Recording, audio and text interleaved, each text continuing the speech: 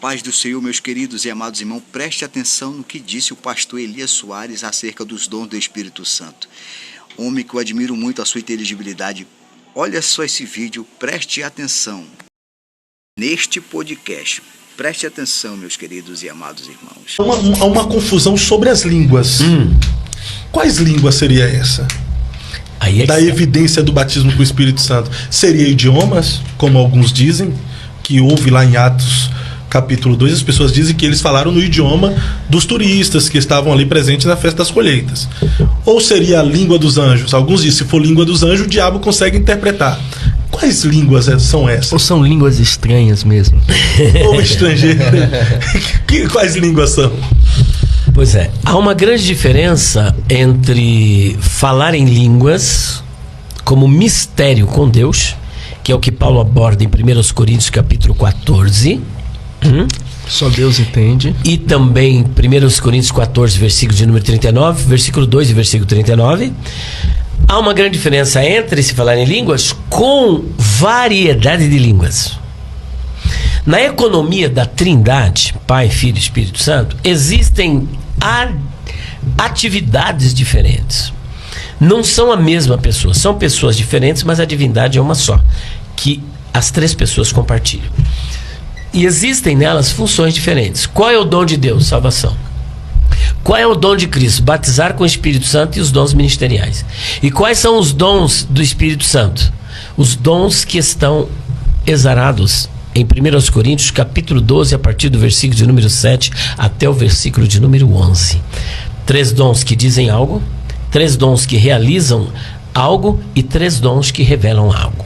Dos 3 dons que dizem algo, você tem, por exemplo, profecia, palavra de sabedoria, ou melhor, profecia, variedade de línguas e interpretação. Dos dons que revelam algo, você tem discernimento de espírito, palavra do conhecimento e palavra da sabedoria. Dos dons que realizam algo, você tem a fé, você tem os dons de curar, que está no plural, e milagres ou maravilhas. Esses dons são exclusivos do Espírito Santo. O Espírito Santo não batiza com o Espírito Santo. Quem batiza com o Espírito Santo é Jesus. É forte. Então já começa a diferença por aí. É Jesus que batiza com o Espírito Santo. Não é o Espírito Santo. Não o Espírito Santo que batiza com o Espírito Santo. Jesus batiza com o Espírito Santo. Bom, pelo menos é o que está registrado aqui. Vamos lá? João, o Batista, já entendeu isso.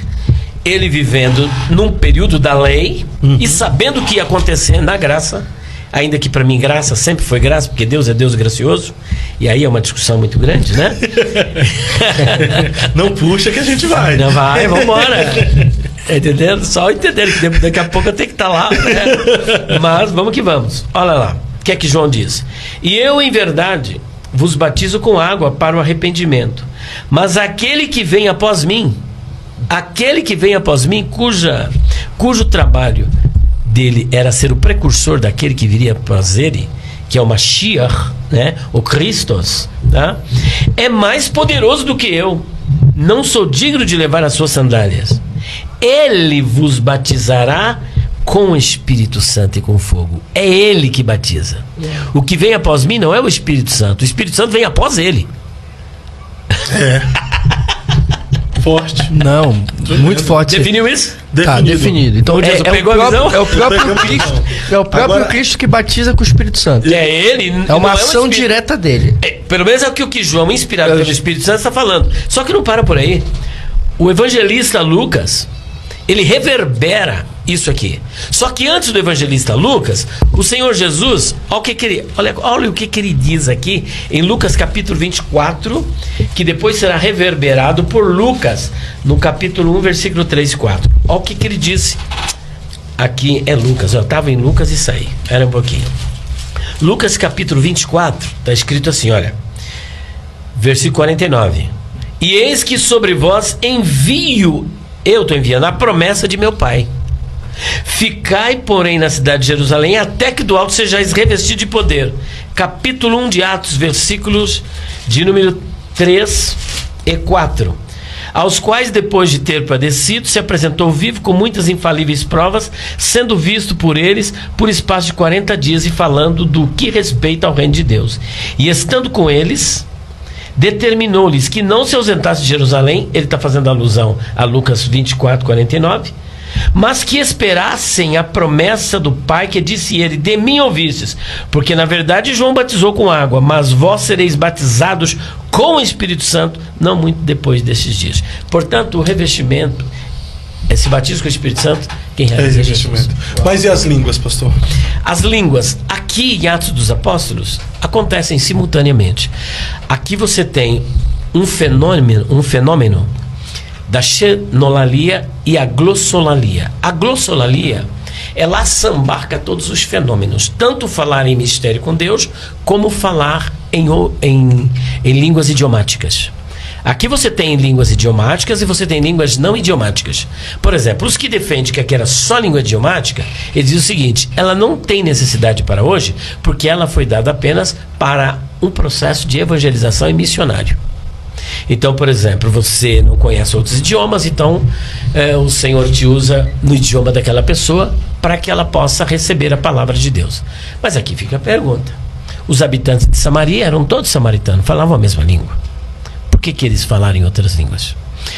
Os da casa de Cornélio também, todos falavam o mesmo idioma, porque o mesmo fenômeno ocorre ali de novo. É verdade. Os discípulos de João, em Atos capítulo 19, versículo 1 a 6, que era um total de 12, todos falavam o mesmo idioma, e porque eles foram batizados com o Espírito Santo e falaram também em línguas. Para evangelizar quem? Se todos já estavam evangelizados, se todos já eram salvos. Depois nós temos Paulo, por exemplo, em 1 Coríntios capítulo 14, versículo 2, dizendo o seguinte: quem fala em outra língua não fala a homens, mas fala a Deus, porque em espírito fala mistérios. E mistérios não se explica.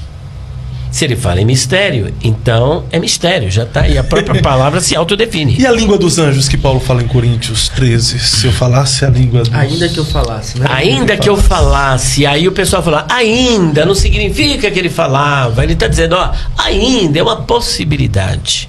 Bom, se ainda é uma possibilidade, a língua dos homens também é uma possibilidade, porque ela está no mesmo texto, dentro do mesmo contexto. A hermenêutica pressupõe que você tem que interpretar o texto à luz do contexto. É verdade. Você não pode atropelar o contexto. Então vamos lá. O que vale para um, vale para outro. É aquele pessoal que gosta de dizer que o castigo não é eterno, mas a vida é eterna. Só que o adjetivo aionion, que qualifica a vida, no texto de Mateus 25, 46, é o mesmo que qualifica o castigo. Logo, se a vida é eterna, o castigo é eterno. Se o castigo não é eterno, a vida também não é eterna. Mas eles mesmos acreditam com a vida eterna. Então tem que pegar o pacote todo. Não dá para aceitar um e desprezar o outro, né? Base no quê? Atropelar a regra hermenêutica? Vamos então agora para o que disse Paulo, né? Língua dos anjos, né? Ainda que eu falasse as línguas dos homens, e dos homens. Aqui nós temos uma conjunção grega, kai, que representa a nossa conjunção aditiva e. Aqui não é e. E como conjunção. Ainda que eu falasse a língua dos anjos e a língua dos homens. Então, se falar a língua dos anjos é uma possibilidade, não uma realidade, a língua dos homens também é uma possibilidade e não uma realidade, porque as duas estão juntas e inclusive uma acompanha a outra. E quais seriam essas línguas dos anjos? Na sua pergunta está a resposta. É dos anjos. Mas aí, sua pergunta. Acabou. Grego, koiné. Acabou. É dos anjos. Angelos glossai. Então, a defesa de que o falar Angelos angelutu glossa. Glossai. Diga. Então, a língua dos anjos. A tradução aí. Angelos glossai. Meu Deus. Essa língua dos anjos aí não pode ser então defendido como falar em mistério. Olha, porque Paulo fala no capítulo 14 que só fala a Deus. Seria isso. Porque só Deus não entende. O que ele está querendo dizer aqui é que os homens não entendem. Porque vamos analisar o contexto. Então pode ser. Entendi. Os homens não entendem. Os homens não entendem. Não Olha que aqui, os seres espirituais não Olha entendam. só o que ele diz, porque o que fala língua estranha não fala homens. O contexto por si só já define isso. Não fala a homens, senão a Deus. Você não vai ficar conversando, apesar de estar falando na língua dos anjos, você não está falando com anjos. Quando você ora em mistério, e o próprio Judas nos convida a fazer esse tipo de oração, e Paulo também, orar no Espírito Santo. Então seria a língua dos anjos, seria o falar em mistério. Justamente. E eu não estou sozinho nessa. Não aqui querendo fazer uso e ao mesmo tempo fazendo do argumento do apelo à autoridade. Mas nós temos intérpretes que caminham por esse mesmo lado. Um deles eu quero citar, que é uma referência no mundo acadêmico, uma referência teológica do ponto de vista hermenêutico e exegético. E eu quero aqui evocar a palavra daquele que já nos deixou. É assembleano, mas respeitado do mundo acadêmico em todas as áreas. Chama-se Gordon Fee. Muito bom. Gordon Fee é autor de vários materiais, manual de exegese bíblica. E ele é respeitado, inclusive, pelos reformados. Pelos reformados. A obra dele é uma referência mundial no mundo acadêmico. Nos deixou, mas deixou um grande legado. Ele foi, mas não foi. Né? Foi, mas está por aí. Tá certo? A alma está com Cristo, mas ele está por aí. Os materiais... Mas a mensagem continua, né? Há um provérbio japonês que diz o seguinte: quando o tigre morre, deixa a pele, o homem o seu nome. Uau. E por trás do nome, agora só abrindo um parênteses, o nome para os antigos não era apenas um designativo de pessoa ou coisa. O nome estava inextricavelmente vinculado com a pessoa do seu portador. Tanto é verdade que na época de Jesus, o nome significava 3 coisas.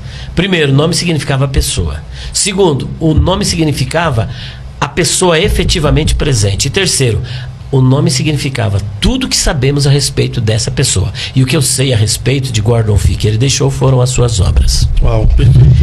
E na sua obra, que inclusive foi publicado pela editora Edições Vida Nova, ele tem um comentário de 1 Coríntios. E no seu comentário de 1 Coríntios, ele diz com todas as letras que aqui, no capítulo 13, versículo 1, as línguas estranhas são as línguas dos anjos. Mas você acha que ele está sozinho? Não. John Piper.